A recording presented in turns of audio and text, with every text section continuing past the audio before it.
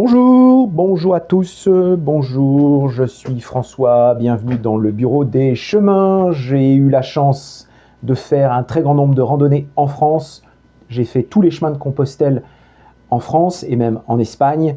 Le Camino Frances, le Camino Portugais, la Via de la Plata. J'ai eu la chance de marcher sur le chemin d'Urbain 5, le chemin des douaniers, le Trobraise et le chemin des châteaux cathares que je vais vous présenter aujourd'hui, puisque vous êtes les bienvenus dans le journal de la randonnée, les châteaux cathares. C'est parti. Alors, le journal de la randonnée avec notre sponsor. Aujourd'hui, présentation du parcours des châteaux cathares, donc que l'on appelle communément les sentiers cathares. Ce sont deux GR, le GR 367 et le GR 367A.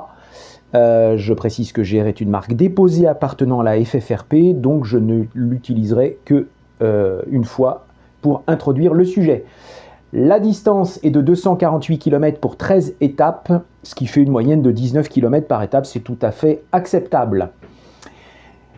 Les étapes peuvent se faire donc en 12 ou 13 jours, mais à pied. Pas de vélo possible car les sentiers dans le département de l'Aude sont essentiellement des sentiers pédestres avec quand même pas mal de cailloux et donc vous ne pourrez pas passer à vélo.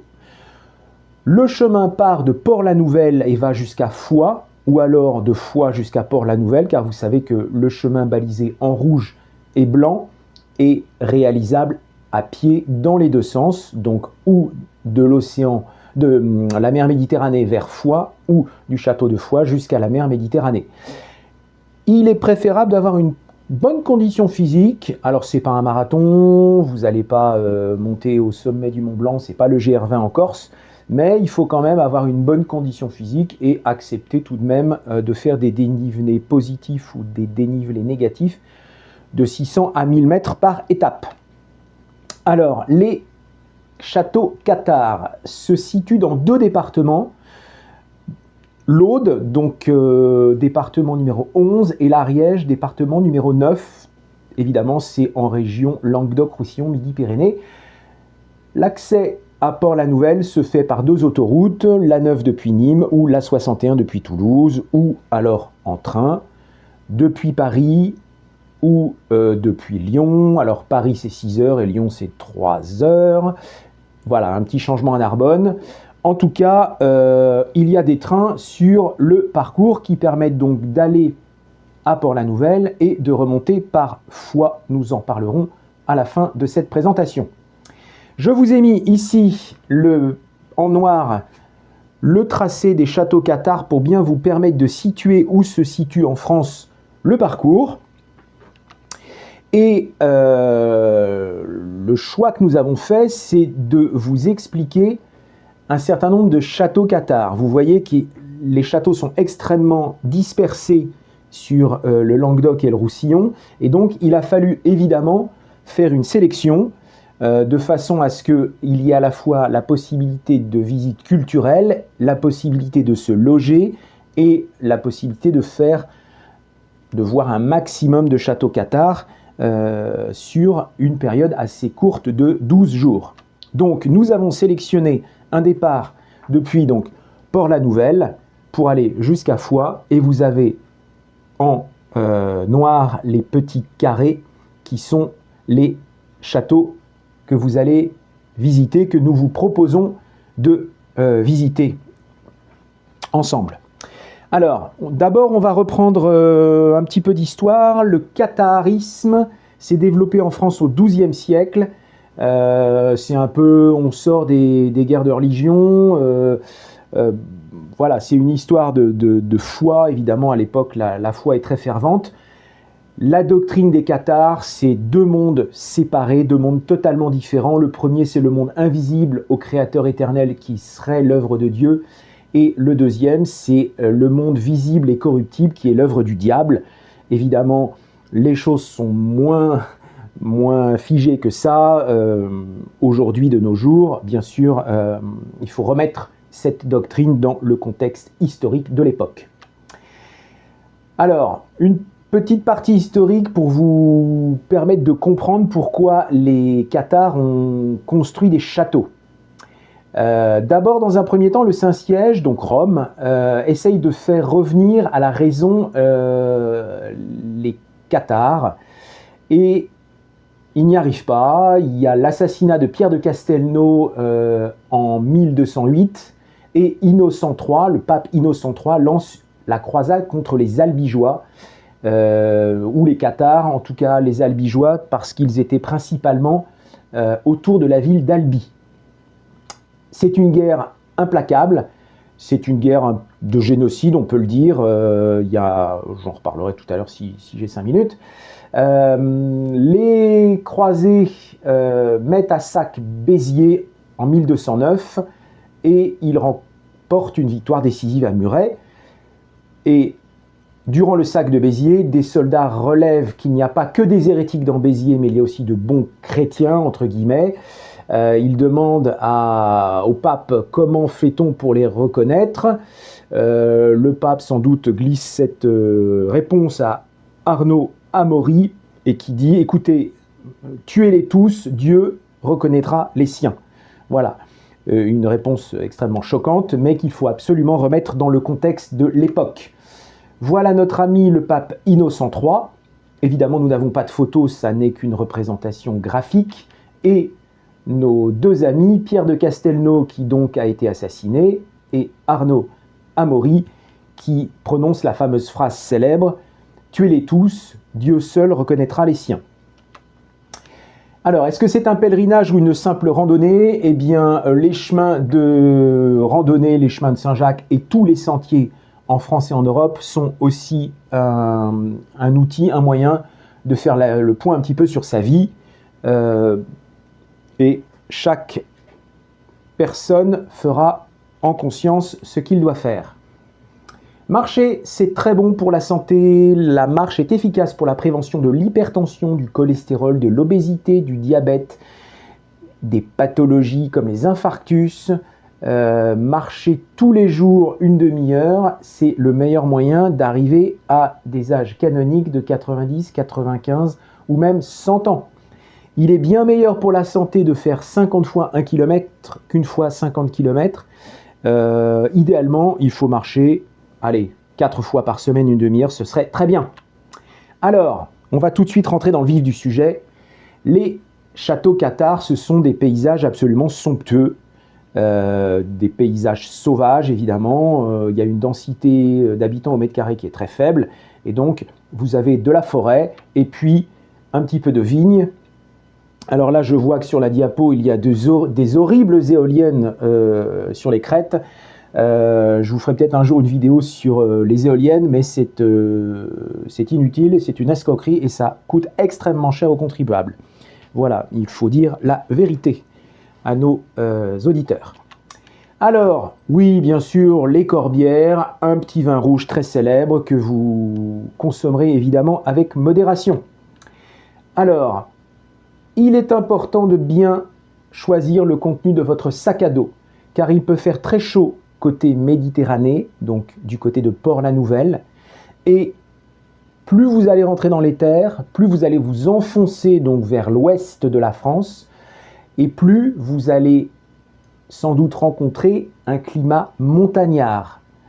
Et donc, attention, il peut faire froid en montagne. Alors, c'est de la moyenne montagne, évidemment, vous êtes entre 250 et 1300 mètres d'altitude, mais il est important de prévoir pull polaire et pantalon, c'est indispensable. Voilà, je vous remets sur la carte. Ici, vous voyez la carte du climat méditerranéen. Et là, on glisse vers un climat qui est quand même continental et qui est montagnard. Attention. La question qui revient tout le temps, les hébergements, à quel prix? Alors, il y a une grande possibilité de choix sur le parcours des châteaux cathares. Vous avez dans les grandes villes des hôtels, vous avez dans les plus petites villes des chambres d'hôtes, des gîtes d'étape, des chambres chez l'habitant ou des campings. Et tous proposent une formule en demi-pension ou certains proposent une formule séparée, c'est-à-dire ou la nuitée seule ou la nuitée et le petit déjeuner, ou alors la formule complète, demi-pension. Ça, c'est selon le budget que vous avez. Donc voilà les prix, vous les connaissez. Un gîte d'étape, c'est vraiment la formule la moins chère et la plus accessible. La contrepartie, c'est que vous dormez dans du dortoir collectif et donc attention au ronflement. Le bon plan du radin que je vous présente chaque fois, mais vraiment c'est le bon plan le moins cher, c'est d'avoir sa tente une place, donc qui fait entre 1,3 kg et 1,5 kg, et il y a même des tentes de 900 grammes qui se montent avec ces fameux bâtons de marche que je vous montre à chaque vidéo. Vous voyez, vous les mettez de chaque côté et vous avez pour 900 grammes un endroit sec à l'abri de la pluie pour dormir. Et là, même si vous êtes un peu baroude, vous dormez dans la forêt, ça vous coûte rien du tout. Comme partout, comme tout le temps, je le répète, quand vous partez marcher sur les sentiers, préparez-vous physiquement, faites de la marche, faites un peu de vélo, un peu de natation régulièrement. Ce n'est pas la peine de, entre guillemets, de forcer 3 jours avant le départ. Un bon entraînement, c'est un entraînement qui se fait à l'avance, au moins quelques semaines avant de partir. Voilà. Je vous laisse regarder cette diapositive. Le poids du sac à dos pour un homme, 10 à 12 kg maximum. Pour une femme, 8 à 10 kg en moyenne. Bien sûr, ce sont des chiffres moyens et quelqu'un de forte corpulence pourra porter un sac plus lourd selon la force physique qu'il a et sa corpulence. Alors, le sac à dos. Le sac à dos, c'est important car c'est ce que vous allez porter quand même 6 à 7 heures par jour. Et donc, le sac à dos, faut qu'il soit léger. L'astuce, c'est d'emballer toutes vos affaires dans des sacs plastiques. S'il pleut, vous savez que la pluie tombe de haut en bas. Et s'il pleut et que vous n'avez pas des moyens de protection du sac à dos, j'en parlerai dans les diapositives suivantes, toutes vos affaires vont être trempées. Donc vous emballez votre duvet dans un sac plastique, vous emballez toutes vos affaires sèches dans d'autres sacs plastiques, et donc même si vous prenez la pluie, eh bien vous trouverez de toute façon des affaires sèches. Quoi mettre dans le sac à dos? Voilà, alors je vous l'ai dit tout à l'heure en introduction, vous mettez bien un pullover ou une parka chaude ou un pull. Et puis vous mettez aussi une trousse de secours de sécurité, c'est-à-dire compite, bétadine, homéoplasmine, nifluril, de l'imodium, des anti-inflammatoires, un peu de crème solaire et surtout de bonnes boules Kies. Je vous l'ai dit, la nuitée en gîte d'étape peut être bruyante. Pour bien marcher, il faut bien manger. Donc, le plat du marcheur, du randonneur, c'est des pâtes, des sucres lents. Donc, pâtes, riz, pommes de terre, semoule, la veille de l'effort. Et le jour de l'effort, des sucres rapides, confiture, chocolat, fruits, barres de céréales. Sucre lent la veille, sucre rapide le jour de l'effort. Est-ce que vous partez seul ou à deux ou en groupe? Alors là, sur le parcours des châteaux cathares, vous partez comme vous le souhaitez. De toute façon, il n'y a pas grand monde. Si vous aimez la solitude, c'est parfait. Si vous êtes super ami avec une copine ou un ami, un copain, partez avec lui. En tout cas, partez avec quelqu'un que vous connaissez bien. C'est plus sympa d'avoir plein de points communs que de se disputer toute la journée. Voilà. Les pathologies fréquentes, je vous les présente dans chaque journal de la randonnée. Celle qui revient souvent, c'est l'ampoule, évidemment. Celle qui est plus sournoise, c'est la tendinite. La tendinite, c'est une douleur en bas du tibia. Et là, la tendinite, c'est au moins une semaine d'arrêt. Donc, il faut vraiment boire beaucoup d'eau, je précise, parce que tout à l'heure, je vous présentais le vin des Corbières. Mais là, pour lutter contre les tendinites, il faut vraiment boire de l'eau. Attention à la gastro-entérite. Vous savez, on a un peu tendance à avoir une hygiène un peu légère quand on est sur les sentiers. La gastro-entérite, ça vous fait courir aux toilettes très vite et c'est extrêmement désagréable. Donc une hygiène parfaite, on se lave les mains évidemment avant de cuisiner et en sortant des toilettes. L'astuce du randonneur sur ce parcours des châteaux cathares, c'est de vous envoyer quelques semaines avant aux hébergeurs chez qui vous logerez et avec leur accord, quelques victuailles. Vous pouvez vous envoyer des plats cuisinés lyophilisés, des barres de céréales, du chocolat. En tout cas, c'est un plus pour vous assurer des repas tous les jours. Je vous rassure, vous n'allez pas traverser le désert. Il y a à peu près dans tous les villages des petites épiceries. En tout cas, s'il n'y en a pas, l'hébergeur peut toujours vous dépanner. L'eau potable, elle existe partout, essentiellement dans les cimetières, mais à la mairie, au bar du coin, chez les gendarmes, partout on trouve de l'eau. Il n'y a pas de difficulté là-dessus. Attention, dans l'Aude, il peut neiger. Et voyez cette photo, elle est en mars 2021, ouais, en sortie de confinement. Je suis parti sur le parcours et vous voyez au mois de mars de la neige, tout simplement. Donc, on ne part pas avant la mi-avril, bon, idéalement à partir du 15 mai, et on ne va pas sur ce parcours après le 15 octobre, puisque il peut neiger à nouveau. Voilà, pour se protéger de la pluie et du soleil, eh bien, un poncho avec la capacité de ce poncho de s'adapter à votre sac à dos. Moi, je marche toujours avec un parapluie qui permet d'orienter selon le sens de la pluie, c'est toujours pratique. Et je vous parlais tout à l'heure de maintenir vos affaires sèches dans le sac à dos. Vous avez le sursac qui est extrêmement efficace et qui permet vraiment d'assurer une étanchéité parfaite.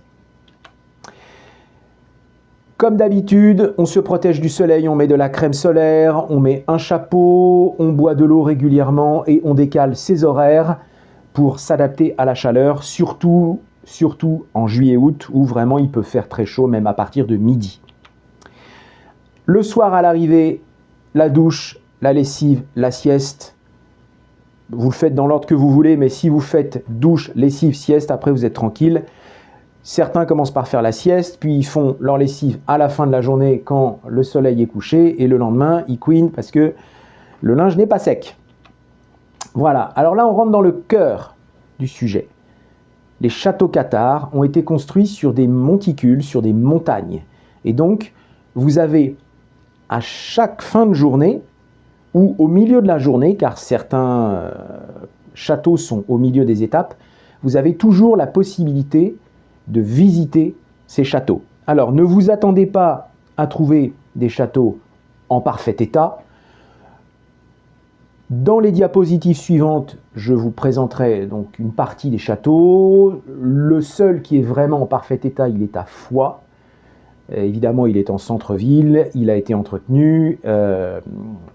Il y a une toiture, voilà. Mais les autres châteaux sont plutôt à l'état de ruine. Alors, les ruines ont été consolidées, elles sont entretenues de façon à ce que les châteaux ne s'écroulent pas, mais ne vous attendez pas à avoir des châteaux en très bon état. Celui qui est en assez bon état, c'est le château de Quéribus, qui est dans la deuxième étape et qui se visite l'été. Attention, bon, tous les châteaux se visitent évidemment, de toute façon il n'y a pas de gardien à l'année, donc si vous voulez monter là-haut, vous y montez. Mais en juillet et en août, vous pouvez avoir des visites commentées par un guide qui connaît parfaitement l'histoire des châteaux. Le château de Douillac sous Perpertus, qui se visite aussi, et qui est, on ne le voit pas avec la perspective, mais qui est construit sur une arête, et qui se voit de très très loin. Moi, c'est un peu mon château coup de cœur. J'avoue que... alors d'abord, c'est difficile d'y monter parce que vous faites un petit 600 mètres de dénivelé. Mais c'est vraiment un château qui a de la personnalité et qui est l'un des seuls à être construit tout en longueur sur une arête rocheuse. Le château de Puylaurens, qui se visite aussi. Le château de Montségur. Le château de Puy-Vert, qui est l'un des châteaux les mieux conservés. Vous voyez, il y a un pont-levis, il y a une cour intérieure, et il est assez bien conservé, il est en très bon état.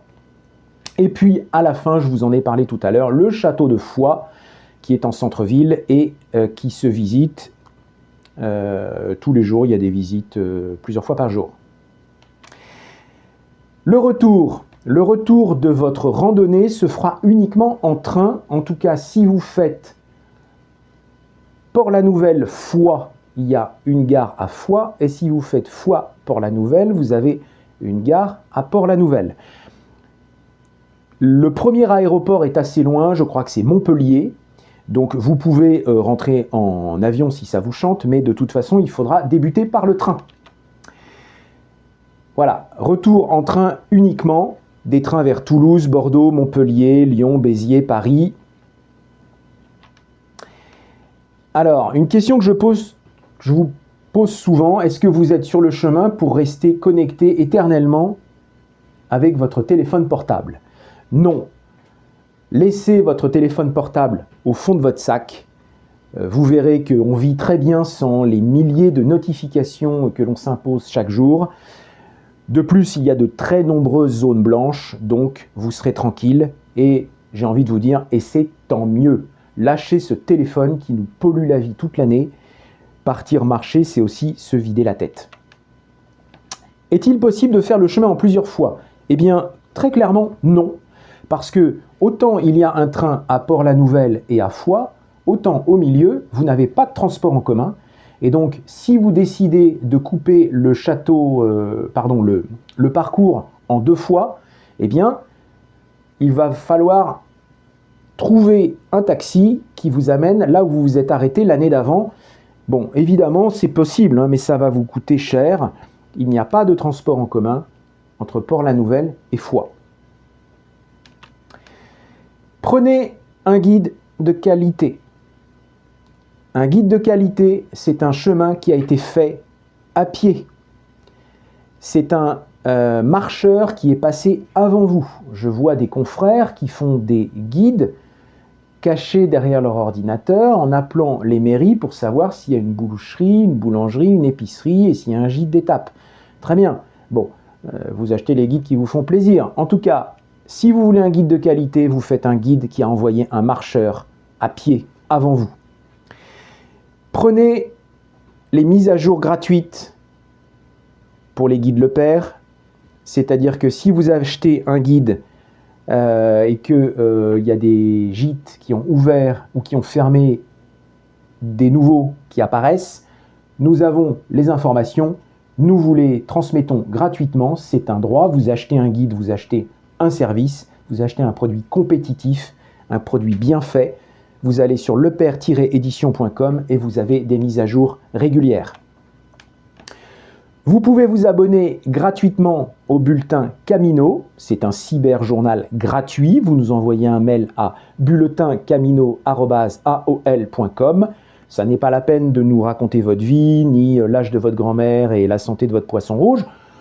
Vous nous mettez un petit mail vierge, nous on comprend et on vous abonne automatiquement à Camino.